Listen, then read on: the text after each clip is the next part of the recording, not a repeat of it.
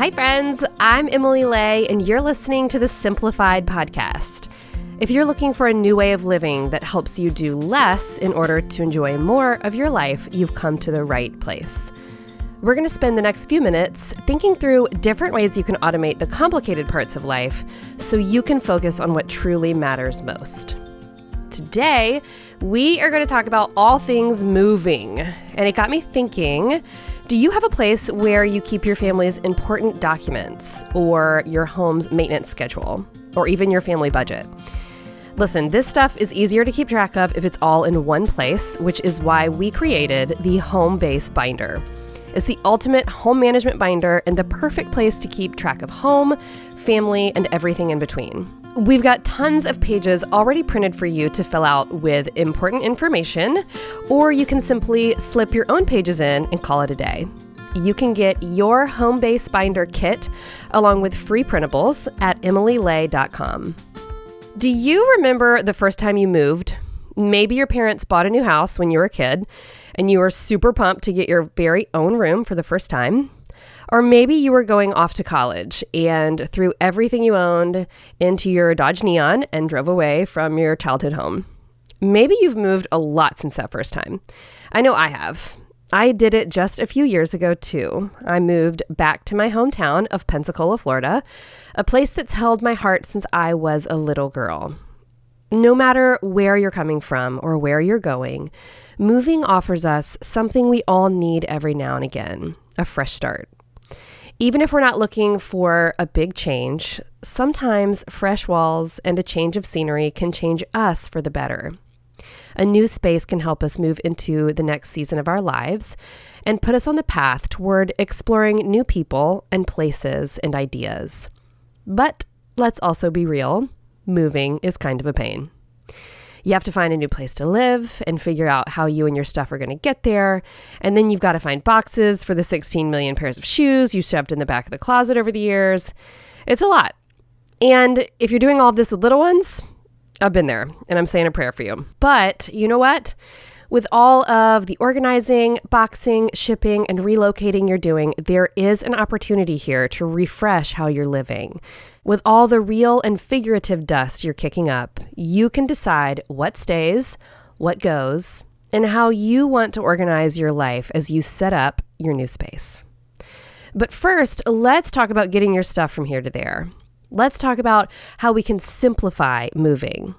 I have a couple tips that'll help you make sense of what you've got, how to pack it, and how to get it into your new home so you can start the next chapter of your life with your sanity intact. Let's break it down. Number 1, this is probably the most important thing you can do before moving. It is time for a ruthless declutter. Like I said earlier, getting ready for a move is the perfect time to figure out if you want to organize your stuff a bit differently. Go through all the closets, all of the drawers, and figure out what doesn't need to come with you. If you haven't worn it or used it in over a year, it's time to say goodbye. As you pack and unpack your home, you will literally and figuratively have so much more space. Number 2, get some clear storage bins for the important things. Seriously, being able to see what's in your boxes is a game changer. Now, you don't have to do this for every single thing you're packing up. Obviously, that would cost exactly $1 zillion. But for the most important things, the things that you want to know exactly where they are, that you want to pack extremely carefully, I highly recommend getting some clear storage bins. You can label things kitchen, of course, if you're using regular boxes, but trust me when I say that when you are desperate for coffee the morning after your move and you have 8 boxes labeled kitchen and you can't see into them, it's going to take you a long time before you find your beloved coffee maker. Number 3, start packing early. I cannot say this enough, start packing early. Let's say you're planning on moving in August, which is 2 months from now. It is time to start putting some of your stuff in boxes, at least the things you don't use all the time. And I get it. There's already so much you have to do, and moving can seem like an actual full-time job on top of it all. But if you start early, you can pack just a little at a time and it feels less overwhelming. For instance, do you have a linen closet filled with sheets and towels and bedding? Pull out an extra set of sheets and a couple of towels and pack the rest away.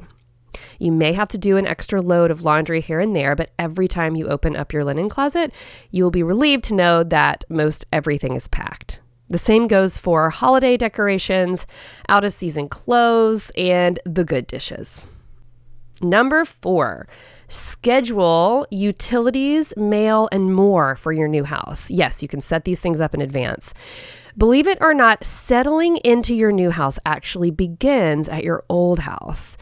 Think about all the things that make your current house run smoothly each day and check these off your list so you're not scrambling to function after the move.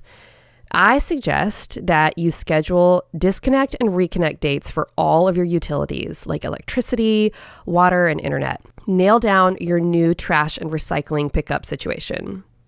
Make copies of your new house keys. Set up a mail forward with the post office.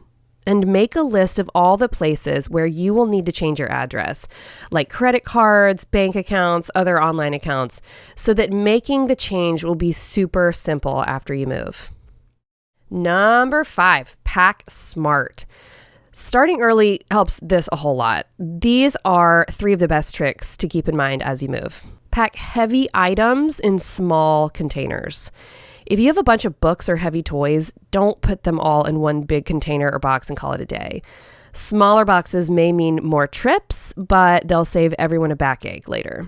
Protect your hanging clothes with garbage bags. All right, you're going to totally thank me for this because this is a good one. You grab a box of garbage bags, like the big black garbage bags, so that you have plenty on hand. You slip your already hanging clothes into the bag and then tie all the hangers together with the garbage bag straps. Voila! This saves you hours of work.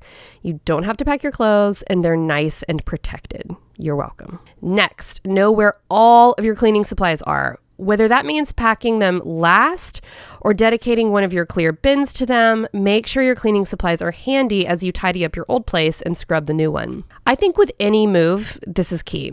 I think it's vital to take your time and clean the space with products and scents that make you feel at home.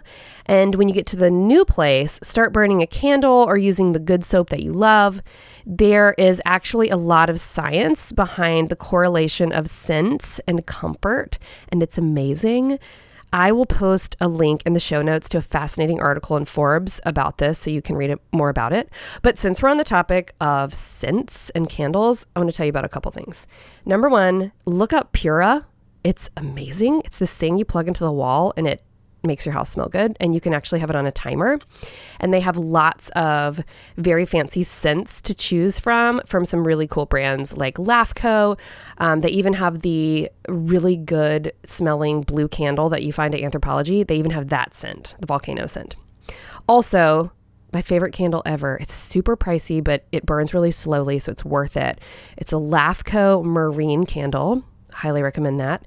And then if you're interested in the good soap, the good hand soap, and they have dish soap, Barco, Barrco, 2 words, great soap.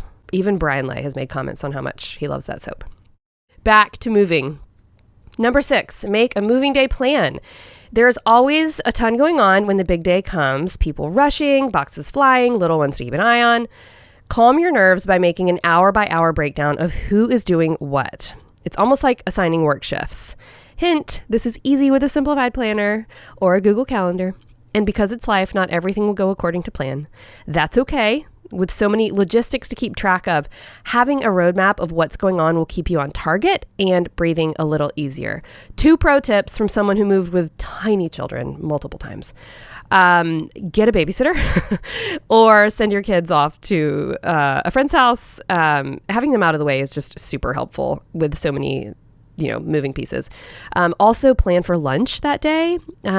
It's also a really great idea to feed your movers if you have movers helping you. So what we always did is order pizzas, or we would have Uber Eats bring sandwiches for everybody, or just do something that's just really easy. Schedule it in advance.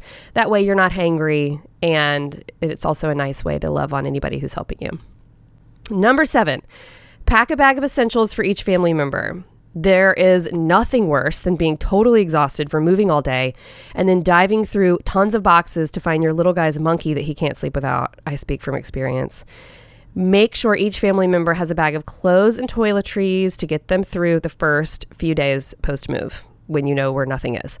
Pack their favorite toys, medications, and snacks, and make sure these bags are easy to grab. I also think it's a good idea to pack a bag or even a clear bin with like a roll of paper towels, some toilet paper, a thing of dish soap, maybe some dishwasher pods or laundry pods, just so you have enough to get through the first couple of days and you know exactly where those things are. All right, number 8, make moving day count. You've got a lot to worry about on moving day, so take it easy on yourself. After you get people and pets and possessions to your new house, here are your 2 big goals. Get the furniture in position before unpacking a single box. Once you get those big pieces where they need to go, you can start putting things away and your family can start living in those rooms. Number 9, prioritize your unpack attack plan. Yay, you are in your new house. Now it's time to unpack. And don't worry, we will make this as painless as possible. Let's start with the spaces that'll help you get into your groove more quickly. Number 1, do the kitchen first. Seriously, it's the most used room in the house and it'll keep everyone sane while you finish the rest. Another pro tip, get some paper plates. I mean, I'm all about not using tons of disposable things, but when you're in a crunch time like this, it's really helpful to just be able to recycle plates when you're done eating and not have to deal with dishes and dishwashers and not knowing where things are and all of that. So pack some paper plates. Plus, the kitchen is one of the more difficult rooms to unpack. Looking at you, boxes of newspaper wrap glasses. So after you get it unpacked, it's all gravy from here. Number 2, the kids' rooms. Little ones, as we all know, thrive on routine. So giving them a sense of home by tackling their rooms before yours is really, really important. Number 3, tackle the rest of the house. And I this is one of my favorite things. Throw on an apron, yes, an apron. Having pockets is just so great for keeping box cutters, nails, packing tape, cell phone, all that stuff nearby. And then you can just take it one room at a time and unpack. Number 10, going back to the big list, relax into your new normal. With a new house comes a new normal, which isn't a bad thing. Setting up new routines and traditions can be really fun, and you might find that doing your normal things in a new way can bring more calm to your family.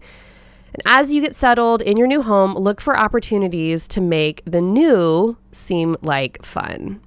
For instance, and we're just going to troubleshoot here, a couple of things that could go awry. If you're still waiting for your kitchen furniture or your dining room furniture, have a pizza party on the floor. Your family will love it. They get to slow down, reconnect, and laugh a little bit about the chaos. My family loves a pizza party on the floor. If your beds aren't ready yet, make it fun, like a slumber party. Roll out sleeping bags or memory foam mattress pads in the living room, and your kids will think you're amazing. Next, if you have a new commute to work, try a couple different routes over the next few days and just see which one's fastest, which one goes past the Starbucks, which one is the easiest to deal with traffic. Finding all sorts of shortcuts like that will just make you feel at home quicker. So that's it, friends. Moving certainly comes with all the challenges, no matter how big or small the move is, but in all the change, you get the chance to start fresh and new. So just know I am rooting for you on your new adventure. And listen, this is super important. I am always on the hunt for new tips and tricks to help simplify all the things, especially moving and packing and storing things a little bit easier. So if you have a life-changing hack, I need to hear about it. Drop it in the comments section for this episode's Instagram post. You can find that over at Emily Lay on Instagram. So before we leave here today, as always, I would love to just pray a little blessing over you for the week to come. I hope you find the power of positive change as you forge a new path forward. I hope you find a bit of calm in the chaos and take time to take care of yourself in the middle of it all. And as you take this new season head on, I hope you move toward who you were always meant to be with wild abandon. As always, I like to leave you with a simple tip you can take and run with as we leave this episode today. And today, your task is this. If you've got a big move coming up, or any kind of big goal really, set a timeline for yourself. If you're feeling super overwhelmed, sometimes all you need is to see your plan written on paper to help calm your nerves and know that it's doable. Write down your moving date and work backward from there, thinking through all the steps we talked about today. Maybe you decide to tackle one part of your house each week leading up to the move. Whatever works best for you, just get it on paper and stick to the plan. Hang that baby on the fridge, and as you work, take your time to reminisce on what your old space has brought to you, and give yourself the time to look forward to what's next. This will infuse a bit more meaning into your move and maybe even bring you a little joy along the way. Thank you for listening to this Simplified podcast. I hope these tips and tricks help calm any nerves you have about an upcoming move. You can find me on Instagram at Emily Lay and at Simplified, and you can find me on YouTube. The URL is youtube.com/simplified by Emily Lay, where you can watch video versions of this podcast. Plus, if you'd like some resources about the things we mentioned on the show today and all the links, you can find them in the show notes of today's episode. You can find show notes at emilylay.com/podcast, where you can also shop the Simplified brand of planners and products. And if you'd like to learn a little more about how to live a life that's more slow and sweet and good, I hear you. I write about that a lot in my books. You can check out my latest book called Growing Boldly, Dare to Build a Life You Love, wherever you buy books. And one more thing, if you are loving this podcast, please, please, please do me a favor. I would love it if you would hop over to Apple Podcast and leave a glowing review of our show, because that really, really, really helps us get the word out about the show and into the hands of more people who would enjoy it. And feel free to share it with all your friends. All right, that's it for today. Thank you guys so much for listening. Bye.